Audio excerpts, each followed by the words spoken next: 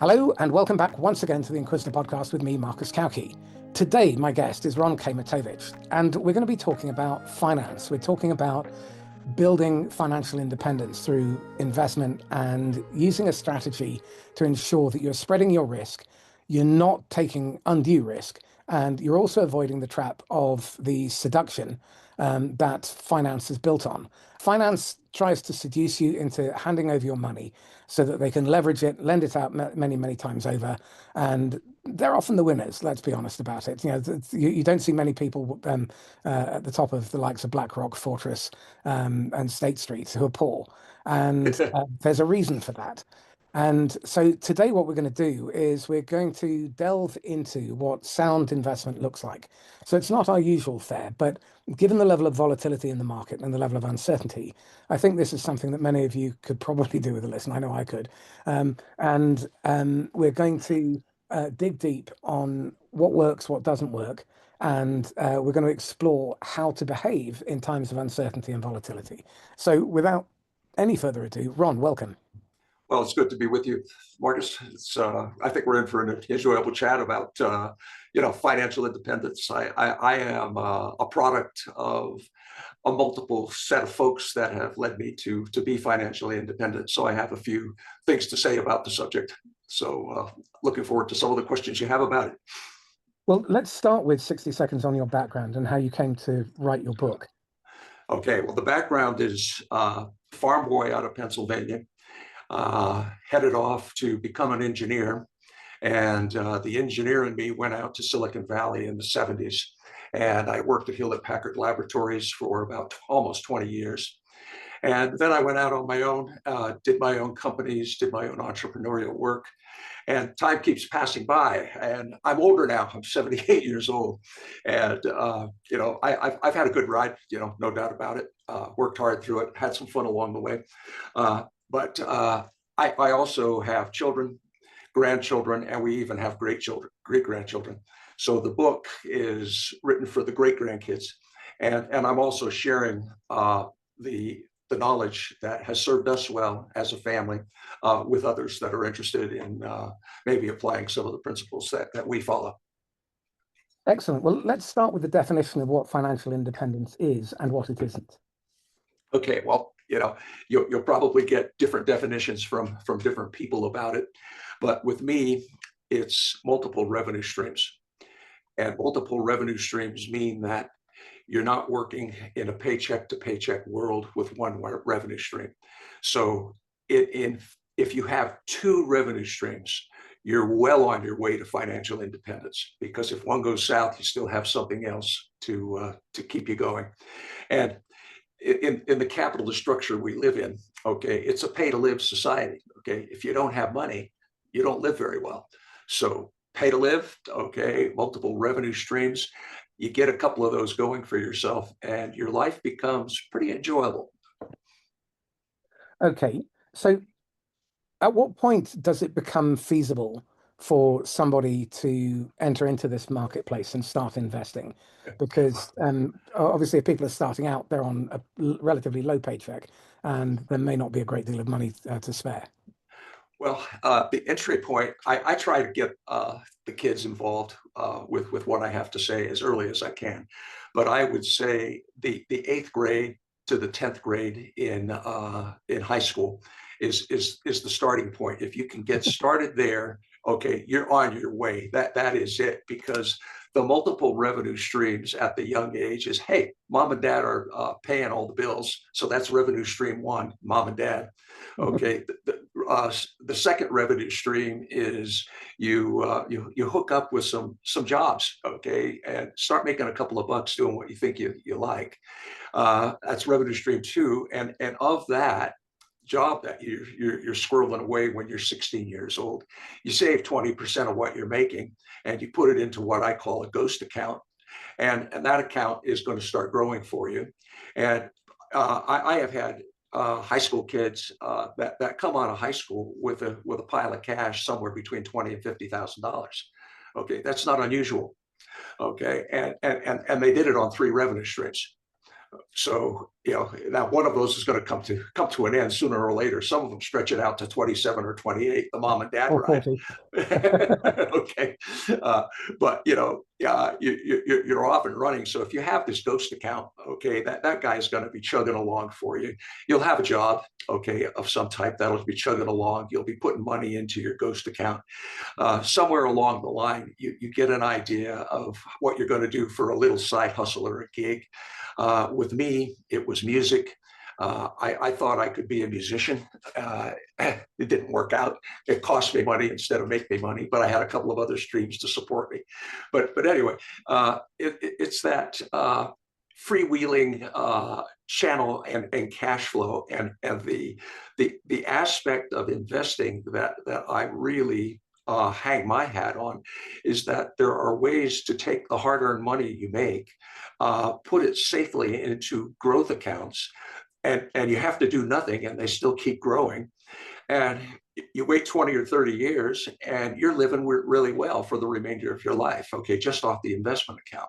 So that's why I wrote this book. My kids know how to do it. My grandkids know how to do it. My great grandkids don't yet. Okay, maybe the kids and the grandkids will teach them. Okay, but it's just putting it out there in simple terms so folks can do it. Okay, so a lot of people, more so in the US than over here, have been tempted and seduced by the finance industry into trading themselves. What's your response to that?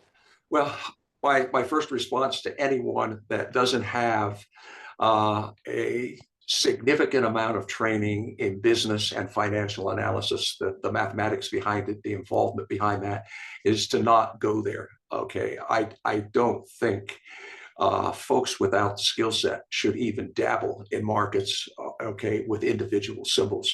It's a crazy world. It's a hard one to win in. Few people without the math basis and the business basis can succeed in it. Some do, they get lucky, but it's rare. And so the business training is essential if you're going to go into symbols, okay, other than mutual funds or balanced ETFs. So I'm a balanced guy, a mixture of stocks and bonds from the beginning. 60% stocks, 40% bonds. Pick a good fund that does that, okay, and stick with it for life. It's hard for folks to think that simplistic, but it's a strategy that works. And you don't have to do anything except throw money at the account. Okay, so looking at the book, you talk about the pathways to financial ruin. Let's just do a quick whistle-stop tour of what that looks like first. Well, I just finished reading. I read my email from readers of my book this morning, and I got one. It made me chuckle. But the essence of the mail was, my nephew, 30 years old, has a problem with sloth, gluttony, and lust, and so I kindly sent him a copy of the book and suggest he read it. but that's the kind of thing I touch on. I mean, the behaviors, I call these, it's the behaviors to abandon. You will not be financially independent if you are engaged in any of the 7 deadly sin behaviors. That's almost a certainty. If greed drives you, sloth, gluttony, lust, wrath, envy, or pride, okay, drive your life, okay, forget about being financially independent. It won't happen. So I call those the behaviors to abandon. Just boom, be done with them. Okay, for some folks, it never happens. They're never financially independent. And they might be happier than I am. I don't know. I can't judge that. Well, I think to a large degree, the 7 deadly sins are reactions, and they don't really take into account people who can defer gratification. So, you've got your 7 heavenly virtues of humility, kindness, patience, diligence, generosity, temperance, and chastity. And the challenge there isn't really about the morality of it all. I think it's about the ability to discern what is a good and a bad decision in the moment. How does one develop the discipline and the perspicacity to be able to make a good decision well in the moment, even with limited information? Well, how does one become virtuous? Is the question you're asking me, Marcus? Yeah, I think is it that. is. That's a fair and thoughtful way. Yeah, I thought about that when I was writing the book. Should I approach this in a hard hitting way, or a more supportive, constructive fashion? And I decided to go with the hard hit. Okay, to just point out the the behaviors that are just really not that good. But the on the side of virtue, my main view of that is shaped by the people that you are associated with. If you are involved with people that are virtuous, if the environments that you work in are virtuous, you're probably going to do pretty well yourself in your decision making skills, and we'll grow through and develop a very keen sense of what's best to do, what you should avoid, as a function of time. And that comes, I think, from other people mostly. You're not going to learn that from a book. And I don't think there's going to be a video on the www that'll teach you that. There are plenty of moralizers out there, but not necessarily pragmatists. Well, yeah, you probably don't know them personally either, right? So then let's have a look at the pathways to financial success. What do they look like? Well, I look at 14 of them, but there's two that stand out above all others. And they are hard work, number one, and number two is supporting the hard work with education, training, and learning. And that's becoming more and more important now in this age of AI that people are. I'm getting a lot of questions about what should I do? Okay, AI could do it smarter than me. Okay, kind of things, and that's the beautiful response that I can make with people is it's your assistant. Okay, you will do better with it than you would on your own, but it can't replace you. So use it to enhance what you like doing.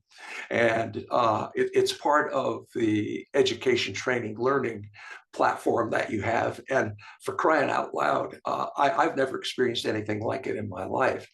The past 2 years, from an education, training, learning perspective, I pay $20 a month. And I am getting some of the best materials I've ever had to enhance my skill set. Mhm. So it's a virtuous, wonderful thing, okay, if you use it properly. And that's the key. It's the if you use it properly, because what AI will do is it will amplify what's already there. And if you're using it in a lazy way, if you're not checking it, if you are not looking for multiple sources and you are putting in weak and venal prompts, you will get exactly back what you put in, only amplified and multiplied by the thousand. Yeah. So just be very cautious. Well, yes, and it's the engineer in me, okay, but we called it Giga, okay, garbage in, garbage out, Yep. okay, that's what you get, and Well, as a thought partner, it's spectacular if you're patient with it.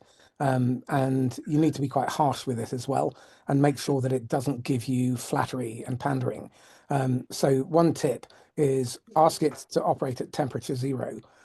Because if you let it go, to 4, 5, 6, 8, then you essentially get hallucinations. It's basically magic mushroom time. So just be very careful if you are using it, but use it to help you think better and use it to give you access to, excuse me, use it to give you access to diverse ranges of thought, because that will give you perspective and take you out of the trap of being stuck in your perception. absolutely, it's just I have good things that I can just say about the tools that I use. Okay, that are my computer assistants, and my wife she laughs at me when when I talk about some of the things we've done and where we've explored. But I wrote a book, yeah, but I'm an engineer at heart, and I do designs, and the design process with AI as an assistant, I literally can leverage myself.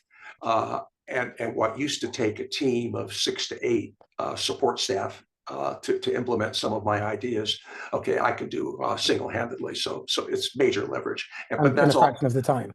Yeah, and it's all math. It's the mathematics and the modeling behind the math. That's what it excels at. And so you can just do things that used to take a long time.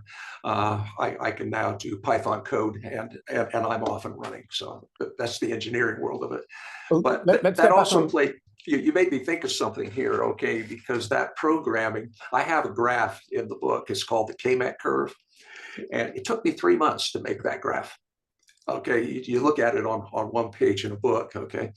And I couldn't get the presentation right. I knew the numbers, I knew what I wanted to do, and I just kept iterating and iterating with AI until I finally got the presentation I wanted that I thought people could understand. So it was a gift in that respect. So getting back on track with regard to finance, you mentioned ETFs. Many people probably won't be aware of what that means. What's an ETF? Okay, an ETF is an exchange traded fund. And I have, for people that can tolerate a little bit of volatility in the markets, the ETFs that I recommend it's just one basic class of ETF. It's the S&P 500. It's the 500 biggest companies in the USA. You buy that, and that's all you have to do. And you'll make 10% or more. Okay, it's that simple. Okay, but it's volatile, and the beauty of what I recommend is you buy the S&P 500, and you make monthly contribution, okay, for about 10 to 20 years, and you will be fine. Okay, you'll come out with a revenue source that will sustain you for the remainder of your life. It's one fund, monthly contributions, boom, you're done. That's all you have to do. Okay. I'll come back to that later in the conversation.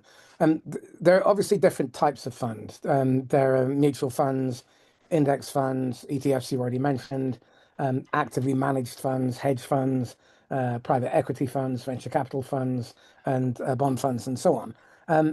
How does one pick when you're completely green to this? Okay, well, my algorithm is pretty simple here. Okay, if you're young and you can tolerate the volatility of the markets, you buy the S&P 500, and you just go with that.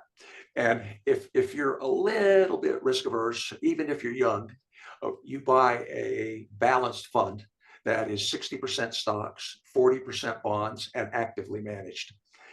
And the active managed component, it's not so much that the ETFs can't do this and all that, but the active management does all the sort of the little nitpicky stuff that you need to do, like the asset allocations and the redistributions of dividends and income, all the complexities of the things that go into running a fund. They will keep it at 60-40, and all you do is just put money in, and that's all you have to do. And that's what I look for: simplicity in investing with a very, very high probability of a good return over a lifetime. Not measured in days or years, but over a lifetime, over decades. Okay, because again, the data that I've seen, often you're better off with an index tracker rather than a managed fund, because the performance over time is generally better.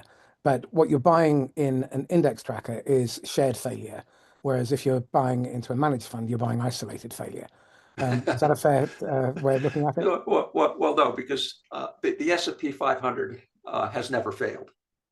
Okay, so there's no failure there. It will go, and it will go up. Okay, just keep tracking it all the way back. I think the numbers I've looked at, go back decades and decades, and you just track this thing out. I think the number now for the S&P 500 from inception, somewhere around 11 or 12%, and well managed asset allocation funds between stocks and bonds. There are funds out there that for the past 20, 30 years have delivered 10, 11%, okay, with a mix. And the active management of those with the funds that have the track record. It's exemplary. So I'm not here to promote funds, but if you go out and look for best return balanced mutual funds for the past 2 decades, okay, they'll pop up on your AI investment criteria. It's easy to find. I'll share a symbol that our family has been involved with for multiple decades. It's a Fidelity fund, FBALX, FBALX. It's a performer. It's a steady performer, and you could live off of it. It's a real nice guy. Well, we're entering into a period of significant volatility.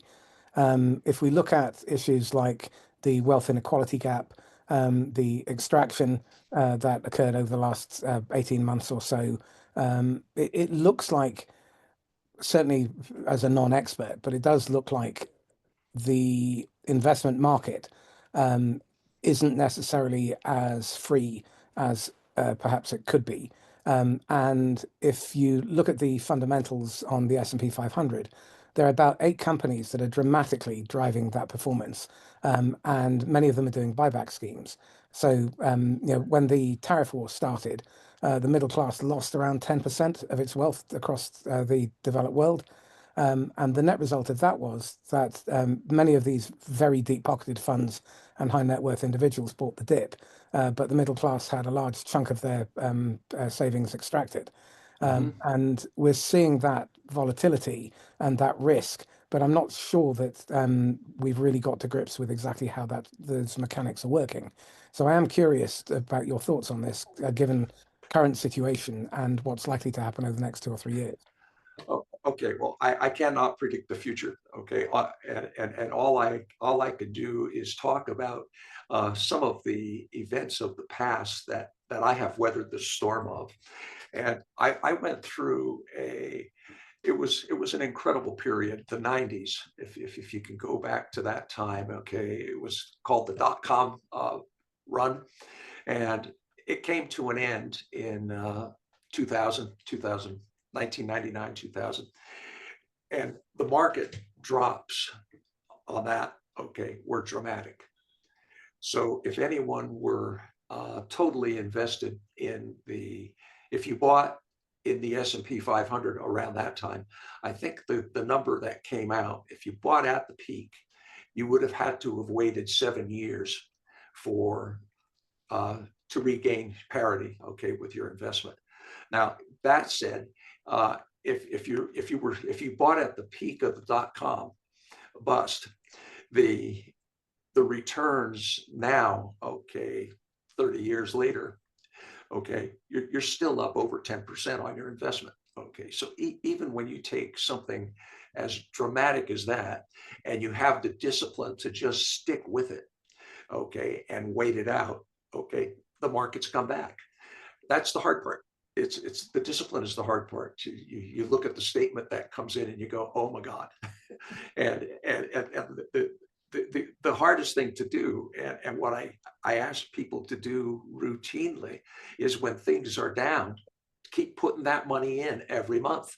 Don't stop. Just keep putting it in. Just keep going. Perseverance, perseverance, perseverance. And in time, and in most corrections are recovered in 2 to 3 years. So you're not talking like a big event like the dot-com. Most are relatively short-lived, 2 to 3 years. And in the meantime, as that money is going in, you're buying the dip. Okay, ever so gradually, okay, you're increasing your wealth. So hard to see it, okay, because the statement is less than what you bought into, but give it a little more perspective and a little more time, you're going to come out looking pretty darn good. And your support for your second revenue stream or third revenue stream for financial independence is going to be right there with you. It's difficult to do individual stock symbol picks if you do not have the mathematical and financial background to at least do a fundamental analysis on the stock that you're going to buy. So I ask people to not buy individual stocks if they don't have the skill set to buy them. So the next avenue is that you go to is, and this is the one where the main loss of money comes from on the investment side is you don't have the skill set to do it yourself, but you listen to somebody else tell you what to buy.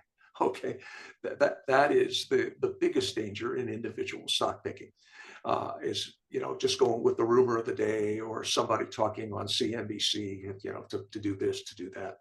So if you go down that road of individual symbols and you're not well prepared to play in that game, you're going to lose. It's a certainty. Okay, you might get lucky one or two times, but averaging out, you're going to lose. It won't work. Okay.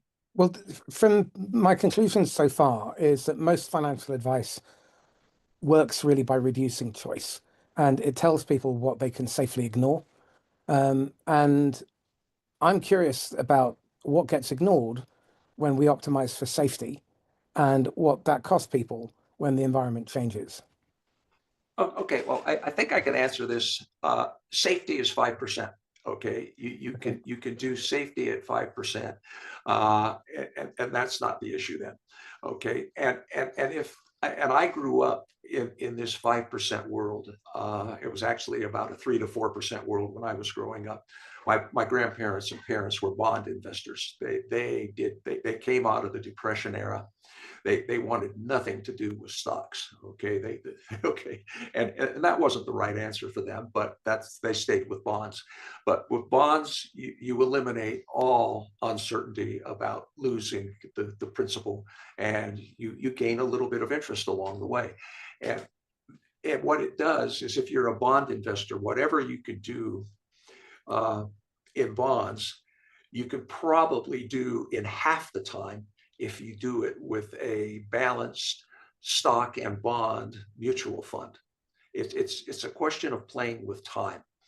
So the funds that deliver the 10% return are going to get you half the time to reach your goal. So it's your choice. Okay, play it ultra safe and live with less money, or take a little bit of risk, okay, for a slightly greater return and a little bit more on the financial freedom side, and manage through the ups and downs of the market cycles and the black swan events that happen, and they do happen. Okay. So again, what would you tell someone who where their perseverance has turned into exposure? Turned into a what? Turned into exposure. Exposure? Yeah, so they've got their statement. There's been a black swan event, or at the moment we're seeing geopolitical challenges that will have a knock-on effect on supply chains. There's the battle over resources. Okay. That potentially can have a devastating effect on investments.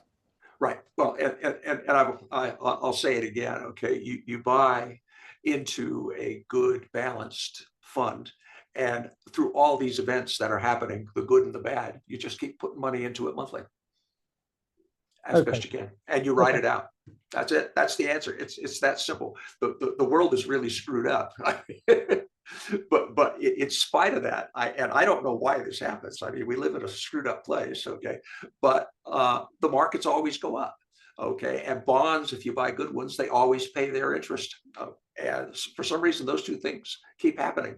The good bonds pay interest, and markets go up, and you just keep putting money into it every month, and you ride that certainty.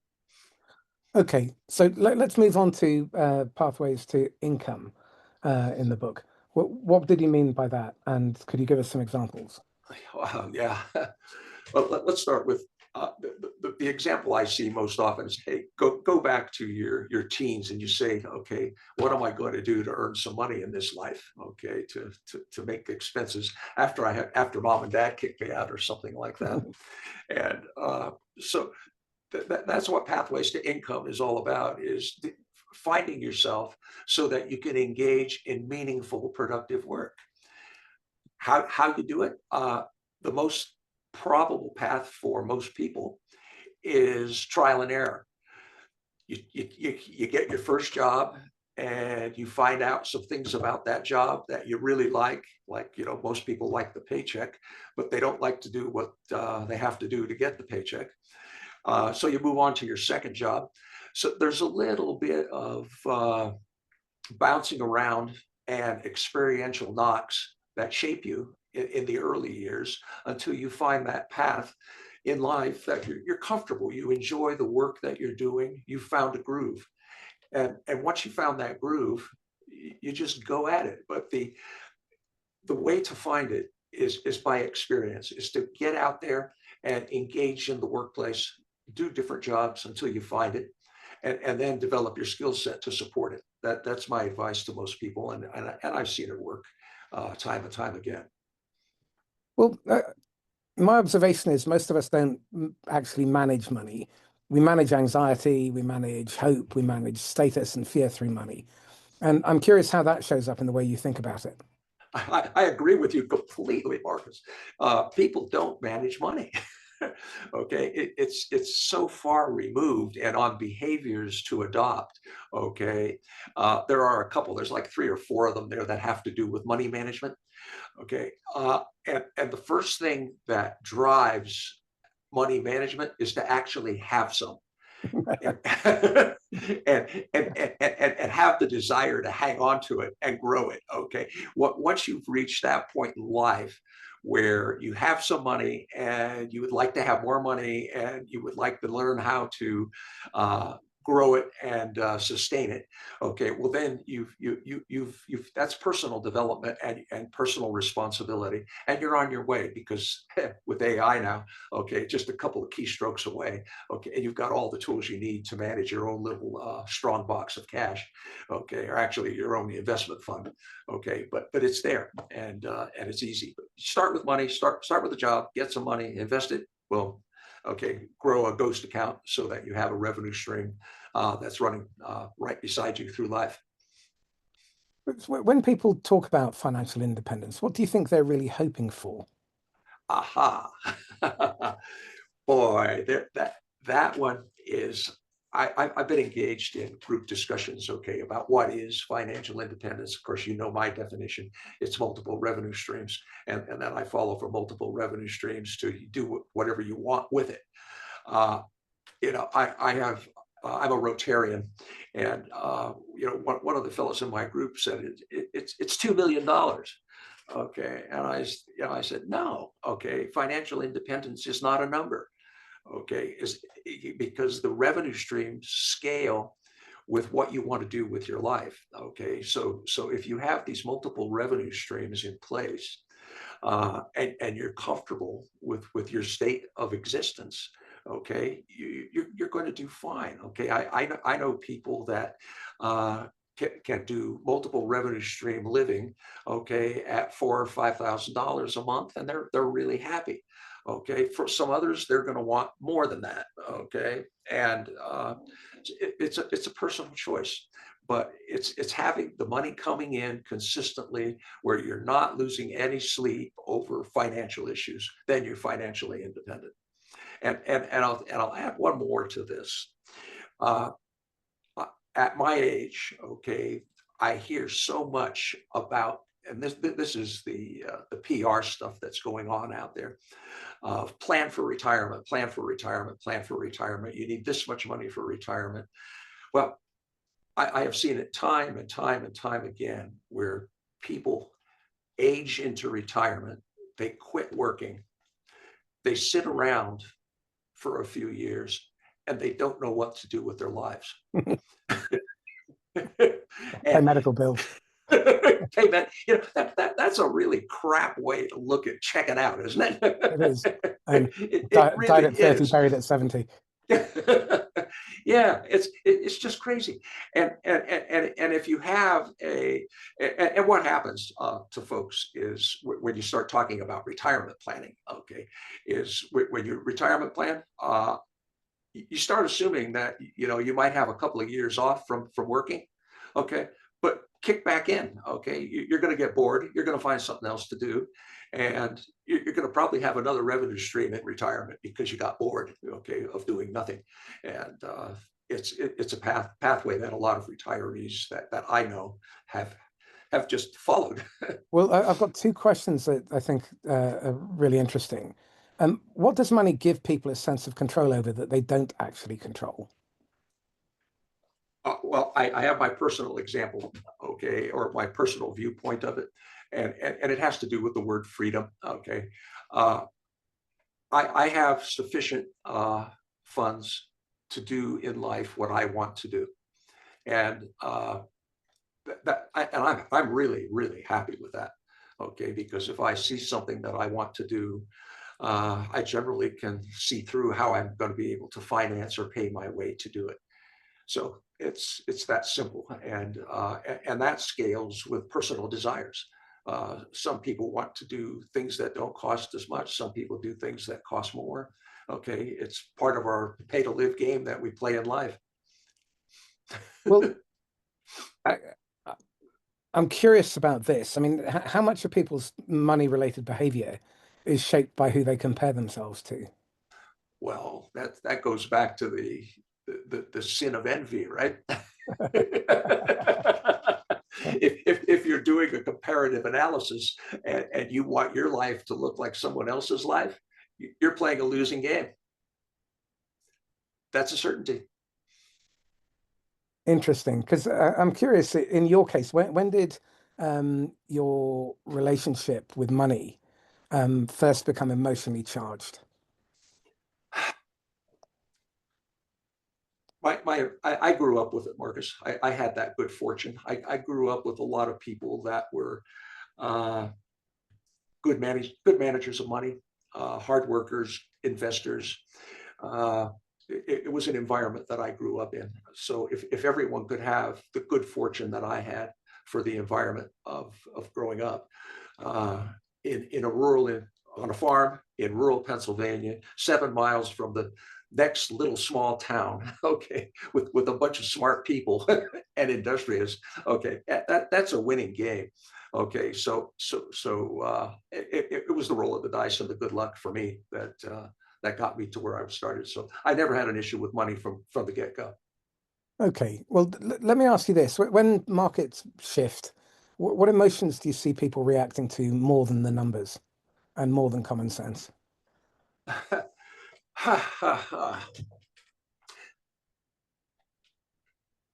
I see fear. I see a lot of fear, and I see panic, and I see missed opportunity. So at the time to invest is when things are cheap. Buy low, sell high. Markets do get cheap. So instead of selling, you do the opposite. You buy. But if you're consumed by fear and uncertainty and doubt, okay, the FUD principles, you can't act. So there's one of two things happen. You're consumed by FUD. You don't act, or if you do act, you act in the wrong way and you sell. That is the losing combination, Yeah. and it happens so often. It happens so often. Well, I think often it's a fear of regret that drives people. And so they sell out when the market's bottoming out, and then they live to regret it. And then they see other people investing and they buy into the bubble. You saw it in the 1700s with the tulip bubble.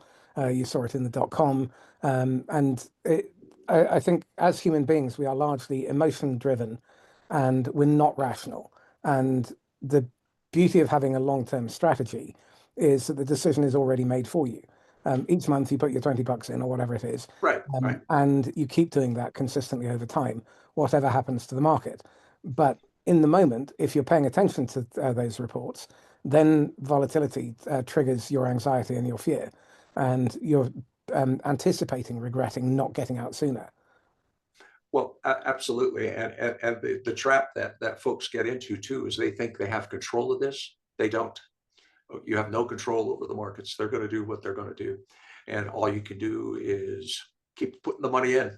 Okay, and then when it comes time to take it out, you start taking it out. So, what do you think people are really buying when they chase returns? ah, it's personal choice again. how the perception forms.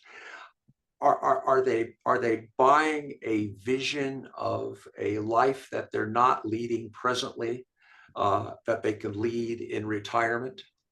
That seems to be one that I see, where folks are putting away the money now so that they'll have this pot of gold, that they can do things when they're in their 70s. Okay, and who knows if they'll ever get there.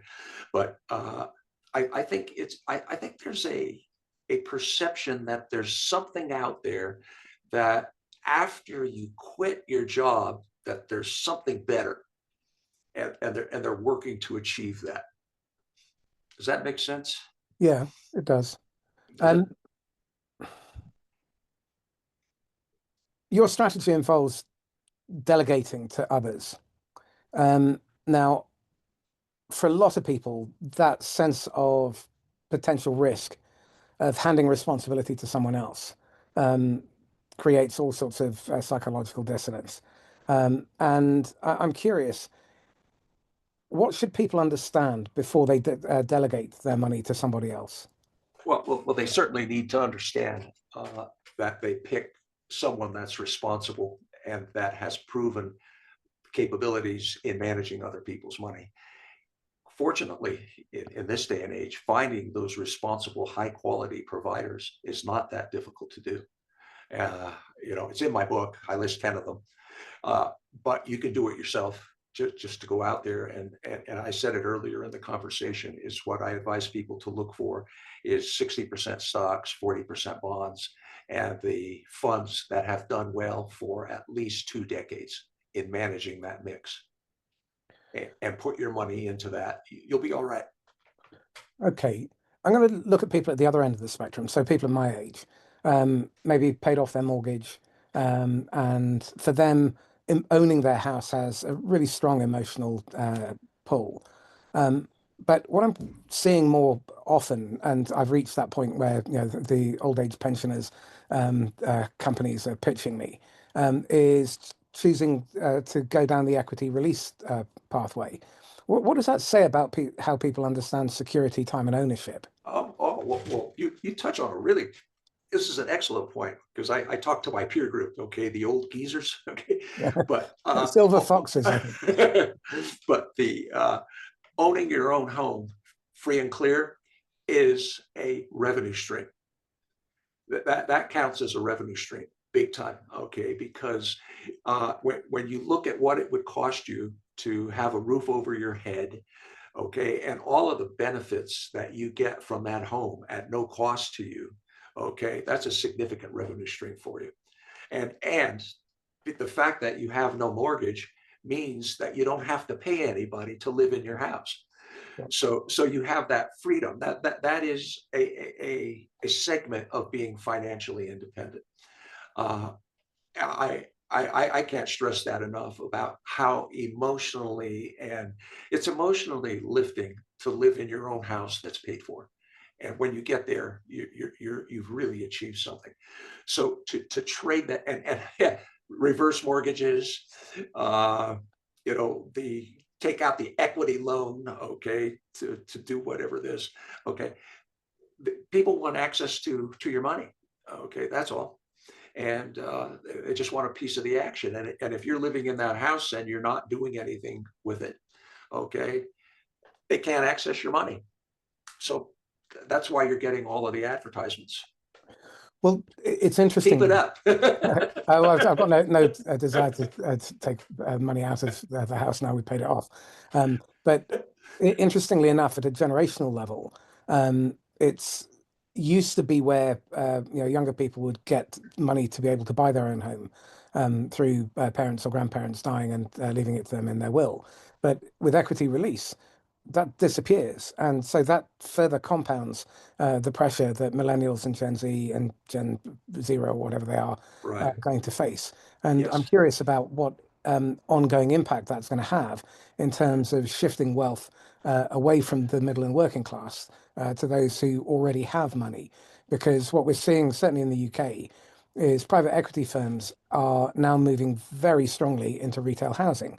They've already got our supply chain, they've got our food chain, they've got our farms, they've got our utilities, and now they're moving into retail housing, which inevitably causes inflation because whenever they move into a category, it drives up the price. So I'm curious about your thoughts on that. Well, I think we both know the motivation here. They want access to the asset value now, and through this mechanism and structure, they're getting it. So yeah, you lose control. Okay, and the wealth passes to the corporation and not to the individual. You're absolutely right. Yeah, I mean, it's tough because I've got It's three sad. daughters.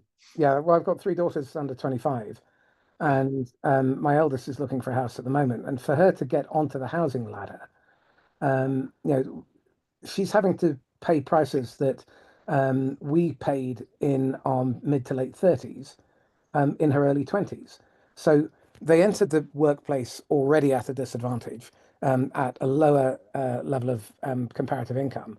Mhm. And everything seems to be much more expensive. And then you've got the specter of inflation that's come back since interest is, money's no longer free, or as near as damn it.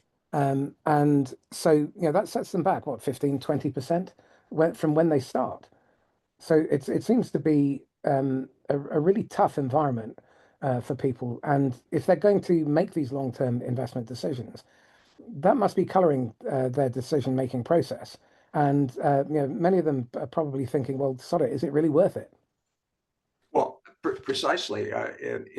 It's at the point where the system now is being structured. Everybody likes cash flow. And so you raise the prices up sufficiently on the asset that people value, but they can't afford to buy outright. But they can't afford to make the monthly payments, and that's what's happening in real estate. We're turning. I guess it's in the UK. It's certainly here. The U.S. is turning into a significant nation of renters versus homeowners. The home ownership is going down, and it's being structured that way through the value of the asset. And once that value of the asset was determined on Wall Street, and you start working the numbers, it's a force that's going to be with us for a long time. Yeah. It's just scary seeing that what was something that you could count on. And even with the ups and downs, if you stayed in for long enough, it would recover. Yes. But if you're starting out on your back foot and there's increased extraction and rent taking, increased volatility, and the wealth inequality gap is widening, it feels like most of the money advice that works by reducing choice is a trade-off. And you get relief from simplicity and you pay with your agency and delayed recognition. Um, but if your plan depends on you being able to just keep contributing, you've got to make sure that your life can survive the years when you can't. That's right. And so it's hard to define what you're trading away in those under those conditions. Your thoughts? Well, my thoughts that you're talking about the need for multiple revenue streams, because you mentioned the times when you can't. Okay, that's where you need your sidekick, so a revenue stream there to support you through that critical time, so that you can then resume normal activity. Uh, the, the whole concept of a ghost account, if you're in an environment, okay, particularly for a couple uh, with two incomes from a job and two ghost accounts, you can work away one for a period of time and weather the storm. For an individual, it's tighter. They may have to seek some outside support, but if they have a good investment account at their disposal, and they have a storm to weather, they're in a heck of a lot better shape that way than they would be without it. A, So, a thought crossed my mind. Um, if the market's going down, would your advice be to stop putting money into that account until it's reached the bottom? Because if you're putting a oh, thousand no, away, absolutely not. If the market's going down, you're just putting money into that account nonstop. just keep going. Every month, whatever your monthly allocation is, you just keep putting it in. And go. Time will reward you. You may not believe it, but time will reward you.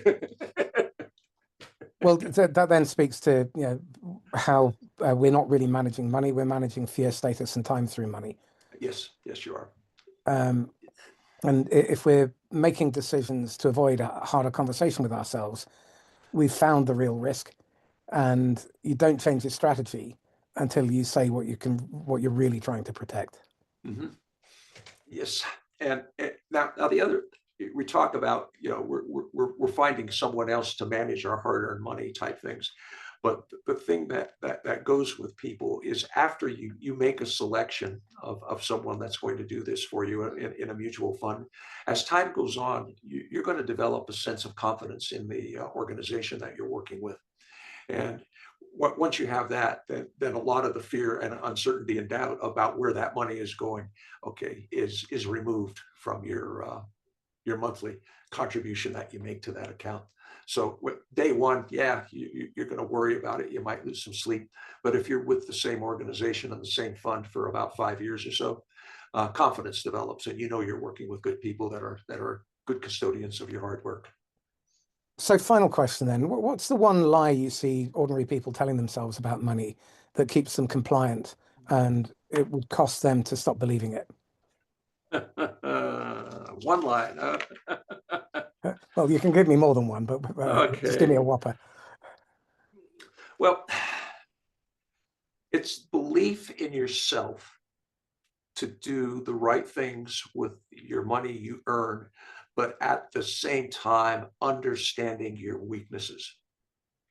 And that might be a complicated statement for people, but most people have a really good drive built into them to do well, and they will do well. But at the same time, they have to understand that they can't do everything, and particularly in the matter of investment accounts, to find a good organization that can help them achieve their objectives. And then that organization for me is a good quality mutual fund with a good track record. So which weaknesses ruin people more often? Believing they can't do much, believing that they'll do well without a system that protects them from themselves. And what's the one rule you'd make them live by the next time fear, envy, or ego shows up in a money decision? Okay, well, the important aspect here, and I see this I've seen it with my kids, I've seen it with myself, I've seen it with the grandkids, is staying the course. Do you have the discipline to stay the course?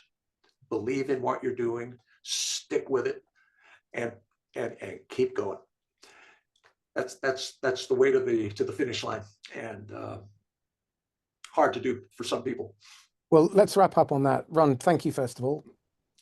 Okay, this has been an engaging chat, Marcus. I hope we get to do it again. Thank you. I would like to be in the UK and have you as a neighbor. I'm pretty sure you wouldn't. Oh, I don't know. How can people get hold of you? I'm pretty easy to find. Well, number one, my last name, Kmetovicz, Kmetovicz. You throw that into any search engine, you'll find me. Okay, there's nobody else with that one. And but my book is Ghost Money, the book, GhostMoneyTheBook.com. That's the website, and Ghost Money, the book, on Amazon. That's all I do. Is I'm doing this as a public service to get the book out there to help people. You just type in the search on Amazon, Ghost Money, the book, and you'll find Ghost Money, the book. Excellent. Ron Kmetovicz, thank you. Pleasure. So this is Marcus Cauchi, once again, wrapping up for the Inquisitor podcast. If you found this useful, then please do like, comment, share, and subscribe. And if you're curious about how you can develop your financial independence, then get the book, speak to Ron, don't speak to me. I'll help you make money, but not necessarily invest it. And in the meantime, stay safe, happy investing and happy selling. Bye-bye.